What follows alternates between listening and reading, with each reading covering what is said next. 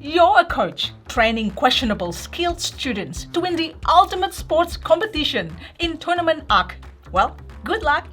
And today we'll be teaching you how to play Tournament Arc, game designed and illustrated by Skylar Badala and published by Little Creature. And do check out the link to the game's page in the video description below. And hi everyone, it's Stella. And Tarrant, welcome to Meeple University. And hey, if you enjoyed this video after watching, like, subscribe and comments. You know what to do. Right, now let's get to the classroom. Tournament Arc is the ultimate sports anime party card game.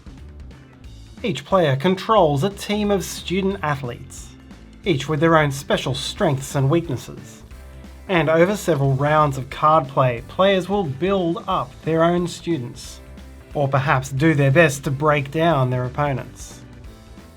After several rounds of episodes, players will pick their teams for the big tournament, and, unless you're playing one of those weird sports that works differently, the player with the highest score wins.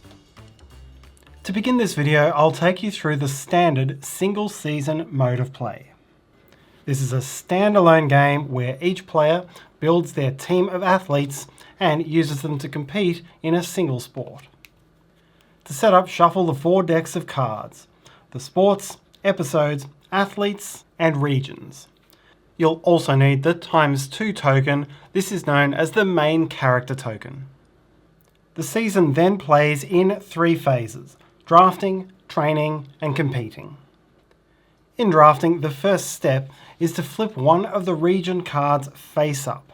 This is the location where this season of the tournament takes place, and some athletes will have a home field advantage in this location. Then you'll gain athletes. Each player draws 3 cards from the athlete's deck. Simultaneously, all players look through the cards they've been dealt and choose the first athlete for their team. It can, in particular, be good to choose one who has a home field advantage. Place it face down and then hand your other 2 cards to the player on your left. You'll receive 2 cards from the player on your right. Look at those and again choose one athlete to keep and hand the other to the player on your left. You'll receive 1 card which you keep. Simultaneously, all players now flip and reveal their 3 athletes face up. This is your team of athletes. Feel free to give them a backstory if you're playing the game with storytelling, but for gameplay, take note of your athlete's statistics.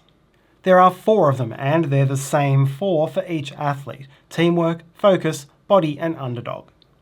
Depending on which sport ends up being played, 1 or more of those statistics may be important. Next, you'll move to training. To begin training, each player draws 5 episode cards from the deck. Then choose a first player. The rest of this phase is resolved in turns, starting from that first player and going clockwise around the table. On your turn, you must play 2 episode cards from your hand. You can think of these as being individual episodes in a teen sports drama, and they're going to have either a positive or negative impact on the athletes. There are 3 types of episodes. The majority has this star icon in the back of the heading, and this card is played underneath any one athlete on the table. It remains there unless removed, and in most cases it's going to add or subtract from that athlete's statistics. In some cases, the card will have a text effect which applies to that athlete instead of an adjustment to statistics. When you play an episode card, you can play it on any athlete, whether it belongs to you or another player. And so, for episodes with negative effects, it's best to play them on your opponent's athletes. There's no limit to the number of episodes a single athlete can have, and the single athlete on the table with the most episodes claims the main character token. That means they're the main character of this teen drama, and for better or worse, their score will be doubled in the final tournament. An athlete loses the main character token as soon as it has equal or fewer episode cards attached than any other athlete. The second type of episode card is an immediate effect, which shows this rubbish bin icon. When you play this card, resolve its text effect. Here, for example, it's drawing a fourth athlete, and then discard it. The third type of card you can play is a persistent effect, showing this padlock. Place the card in front of yourself. It is not associated with any single athlete, and whatever's printed on it remains in effect for as long as the card is in play. Remember that you must always play 2 episode cards on your turn, and when you're finished, redraw up to, or discard down to, your standard hand of 5. The training phase is resolved in 4 rounds, that is, each player will take 4 turns in turn order. However, it's not until after the second of those rounds that you'll find out which sport your teams will be playing. So, after the last player's second turn, flip over the top sports card. Check the sport's effect. This may have some passive impact on the next rounds of play, or it may have a once-off immediate effect which all players must resolve now, or the effect may be related to how the scores are resolved at the end of the game. Whatever it is, after you've resolved any in-game effects, players should take note of the team size and statistics, as this is how the game is going to be scored and therefore what you should base the rest of your strategy around. Now continue taking training turns as before until each player has taken a total of 4 turns. Now you'll move to competing, and this is where players add up their scores and determine the winner. At this point, you'll have some number of athletes with episodes attached. Through various effects and episode cards, you may have more than 3 athletes. Now choose the depicted number of athletes, picking the ones which best suit the statistics for this sport. For example, baseball is a game of focus with an underdog story, which are Tempest Freight's worst statistics, so my team would be the other 3 athletes. Add up the values for those stats. So for someone's dad, it's 1 plus 1 is 2.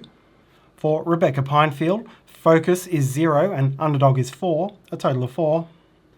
And for Drake Tanaka, focus is 2 and underdog is 3, a total of 5. Then for better or worse, double the score for any athlete who is in their home field advantage, and for an athlete with the main character token. If an athlete has both, you double then double again. In other words, a total of quadrupling. Therefore, in this game, my score would be 2 plus 16 plus 10, a total of 28. In all standard cases, the player whose team has the highest score wins. If the sport has a special win condition, make sure to take that into account when determining the winner. Once you're familiar with standard play, you can play one of the game's variants. In the competitive rule set, players do not have their own personal hands of episode cards. Instead, lay 10 episode cards face up on the table, and on your turn, you will play 2 of these cards from that choice of 10, replenishing at the end of your turn so each player has 10 to choose from. All other standard rules apply, and you'll still reveal the sport after 2 rounds of episodes. You can choose to play with extended gameplay. No longer is this building teams for a single decisive game, now you're playing a full tournament across many sports. Immediately after the starting draft, draw the first sport. Each player now takes a single turn to play 2 episode cards before you move to competing, and whichever team has the highest score wins that sports card. Then go back to training and do it all again. You'll reveal another sport, and then take 1 more turn of episode cards, again resolving the sport once you're done. Note that it's only the sport and not the region which changes at the start of each new round. Region will stay the same unless a card effect changes it. The first player to win 3 sports wins the game. You can play graduation mode, and this resolves over multiple seasons. Regardless of which of the described modes or rule sets you've played, at the end of any given season, each player must choose 1 athlete who graduates from high school and goes off to college. They now get replaced with new freshmen. Any player who has fewer than 3 athletes simply draws and adds one to their team. When you go to the new season, you do reset the region card, shuffling all regions together and drawing a new one, while discarded sports, episodes and athletes are not returned to their decks. After all, this is a teen television drama. It's alright to set every season in the same place, but it's not great to rehash the same storyline again and again and again. This is of course unless you run out of cards entirely. Once a show goes long enough, eventually you're going to have to repeat some ideas. The first player to win 2 seasons, whether you're playing the single sport mode or the extended play, will win the game. The rulebook offers you some additional suggestions for house rules and encourages you to have some fun telling the story of your teen drama, as the episode cards include some classic tropes from sports movies or from sports animes, or perhaps some more absurd cartoonish situations, or even breaking the fourth wall and looking into how your show was produced in the first place. Thanks for watching, and if you like this video, maybe you'd like to watch this next one. Have a great day. Bye!